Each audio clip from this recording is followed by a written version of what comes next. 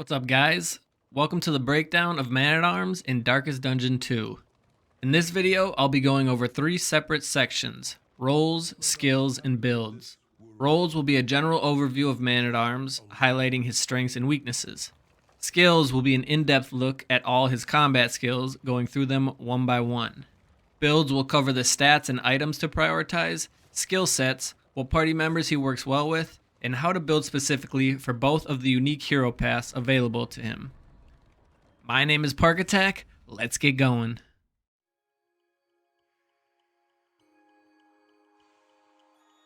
Man-at-Arms can be a pretty polarizing hero, with some players loving him and others hating him. The main reason for this is because of his heavy reliance on tank and support skills. There's a large number of players out there that think that if a hero isn't doing enough damage, they're using up a precious spot in the party. While this can definitely be argued, not only does it usually come down to personal preference, but it doesn't even really apply to Man-at-Arms, as it is entirely possible to build him as a damage dealer. However, it's hard to veer away from building him as a tank, as some of his best damage dealing and support abilities put him directly into the line of fire.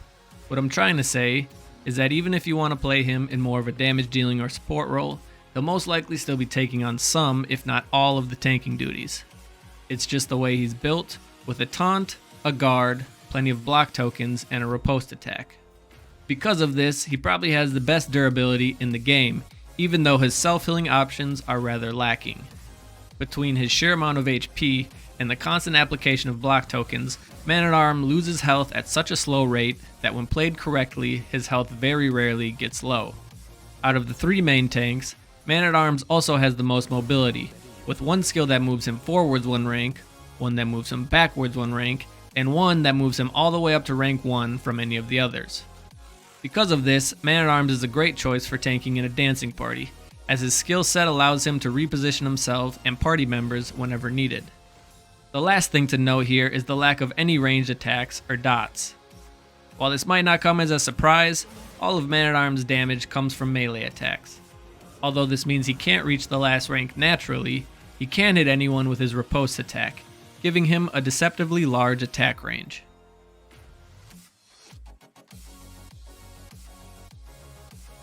Crush is Man-at-Arms' standard melee attack. It can be used from the front 2 ranks and can hit all but the last rank, dealing 8 to 6 damage once upgraded.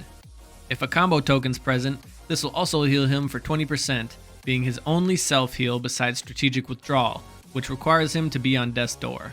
Although there's only a 5% crit chance, when taken with the Bulwark hero path, Crush's damage is doubled, turning this into one of the most consistently strong attacks in the entire game. With 12 to 6 base damage and the ability to reach every rank except the last, this combination feels almost too good to be true. Rampart is our first mobile skill, being a melee attack that moves him forwards 1 rank, knocks the enemy back 1, and dazes. When upgraded, this attack deals 4 to 7 damage, has a 5% crit rate, and will also stun if a combo token is present. Unlike Hold the Line, Man-at-Arms' other forward moving attack, Rampart can't be used from the last rank, but can be used from the first. This makes it a solid attack for debuffing the enemy alone, despite the inherent mobility. While Daze can be somewhat useful, I wouldn't really suggest using this skill unless you're planning on utilizing the stun, as it's much more valuable, and Hold the Line is the better option for moving forwards. Defender is a single target buff that adds 3 guard tokens to the target and 2 block plus tokens to Man-at-Arms when upgraded. Effectively, this skill redirects any incoming targeted attack from the buff party member to Man-at-Arms, who then takes significantly less damage due to the block tokens. This can be used from any rank and is oftentimes used from the back when he's playing a support role in order to keep a squishy attacker up front safe. So with this skill, as I mentioned before, even if he's playing backline support, he's putting himself in the line of fire and taking on some of the tanking duties. Bolster is a single target stress heal on a 1-turn cooldown. When upgraded, both the target and Man-at-Arms are healed for 2 stress as long as they're already at 5 or more. On top of the stress heal, Man-at-Arms gains a block plus token and the target gets all weaken and vulnerability tokens removed. When taken with the Sergeant hero path, Bolster also removes these tokens on Man-at-Arms as well. While removing negative tokens is always nice, the main reason to use this skill is for the stress heal, and because of it, is a skill that's useful in any build. Hold the Line is Man-at-Arm's second forward moving skill, but unlike Rampart, this skill will move him all the way up to rank 1, no matter where it's used from. When upgraded, it deals 4 to 7 damage, has a 10% crit chance, and applies 2 block tokens as well as an immobilize token, ensuring that he won't be moved from his new position for at least one turn. On top of all that, this attack will also stun the target if a combo token is present, adding yet another layer of utility. Because of the similarities with Rampart, there's a good chance you'll only want to use one of these skills. While Hold the Line doesn't knock back or apply daze, it does get Man-at-Arms up to the front faster than Rampart, which is usually where you want him if you're considering either of these skills. Both are pretty interchangeable, and of course, if you want to, you can use them alongside each other. So at the end of the day, it's just another choice that comes down to personal preference. Bellow is a ranged AoE debuff that can be used from any rank and hits the entire enemy party. When upgraded, it has a 1-turn cooldown, removes both riposte and crit tokens, and lowers enemies' speed by 5. The speed reduction is almost enough to warrant this skill alone, but removing riposte and crit tokens is also extremely useful in certain situations. As useful as Bellow can be, it's typically not as useful as some of Man-at-Arm's other skills, so the best time to bring this skill along is when playing backline support. Man-at-Arms only has 5 skills that can be used from rank 4, so including this one is a no-brainer. Retribution is a self buff that can be used from any rank, adding 2 riposte tokens, 2 taunt tokens, and when upgraded, 2 block tokens. This is arguably Man-at-Arm's most valuable skill, as it not only keeps damage off your other party members, it blocks the damage received and counterattacks with riposte. The fact that there's no cooldown for this skill either means that oftentimes you're using this skill every turn for an entire fight. As long as he's drawing fire, blocking, and counterattacking, and his health isn't dropping to dangerous levels, the value of this skill is unmatched. When playing a backline support, using Retribution along with Defender allows the riposte to trigger when the hero being guarded is attacked. When playing a frontline tank, the Bulwark hero path takes this skill to a whole nother level by doubling the riposte damage. Any way you want to play him, it's hard to get away from this skill, as the value is essentially unmatched. Command is a single target buff that can be used from any rank, removes blind, and adds a strength token. When upgraded, the effects remain the same, but the 1-turn cooldown is removed, allowing you to use it freely whenever you want. This buff is pretty simple and can be pretty useful, as blind is one of the most common debuffs applied by enemies. When partied with Leper, it can be especially useful, as he blinds himself pretty regularly and benefits greatly from strength tokens, as his attacks all have high base damage. Standfast is a self buff that can be used from the front 2 ranks, adding 2 block tokens immediately and then 1 more per turn for the next 3 turns. When upgraded, the cooldown is reduced from 2 turns to 1, the block tokens become block plus, and any combo tokens present are removed. This skill works great as an opener, adding immediate defense on 1 turn, as well as some added passive defense for the next few turns. Besides the obvious defensive applications, Standfast also works well with the next skill on this list, Courageous Abandon, as it offers a consistent flow of block plus tokens to increase its damage. Courageous Abandon is a single target melee attack with a 2-turn cooldown that can only be used from rank 1 and can only target rank 1. This attack only does 5 to 7 base damage with a crit rate of 20%, but deals 100% more damage if Man-at-Arms has any block tokens, as well as 100% if he has any block plus tokens, making this his single hardest hitting attack. Although this damage increase does stack, it doesn't do so multiplicatively, meaning that if the 100% bonus is applied for both block and block plus tokens, the total damage will be tripled, rather than doubled and then doubled again. This attack also ignores any block tokens on the enemy, and after using the attack, all block and block plus tokens will be removed from Man-at-Arms. Because of this, you'll want to be sure to use this skill at the right time, when the offensive value is worth leaving him exposed without any block tokens. Strategic Withdraw is Man-at-Arms' final combat skill, and also his 3rd and final mobile skill.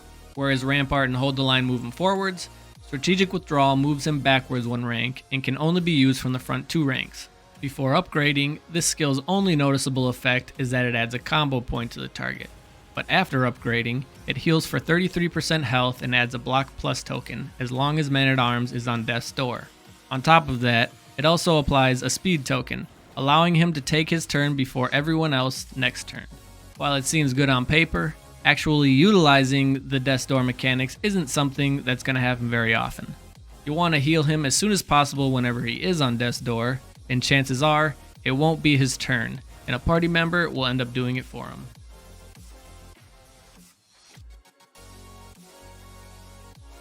Man-at-Arms' 2 unique hero paths might be the most currently unbalanced pair out of all the heroes in the game. While they are both viable, there is a clear winner and loser that you don't really see in any of the other heroes. We'll start off with Sergeant, the more underwhelming of the two. While it's clearly the less impressive option, it's not unplayable, and can actually turn Man-at-Arms into a pretty unique hero when played in the back ranks as a beefy support. The first buff is a 100% increase to movement resistance, effectively rendering him impossible to move by an opposing force. This buff doesn't make a ton of sense to me, as all his support skills that can be used from the back ranks are usable in any rank, so being out of position isn't that big of a deal. After that, his bolster skill is improved, granting him the removal of vulnerability and weaken tokens that usually only the target receives. Once again, this buff seems to conflict with his role, as he won't be dealing very much damage anyways and will only be guarding when needed, making both weaken and vulnerability tokens on himself rather low priorities. His final added bonus for the Sergeant hero path gives him a 25% chance per turn to apply a 50% resistance buff to all 3 dots to a single ally for 3 turns. This is actually something that's quite useful, and even if there's a random element to it, it can be activated more often through trinkets that grant extra actions. Besides all these mediocre bonuses, this hero path also comes with a pretty substantial debuff, a 33% decrease in overall damage. This one stings because it basically takes any offensive options off the table, forcing you to build strictly support and nothing else.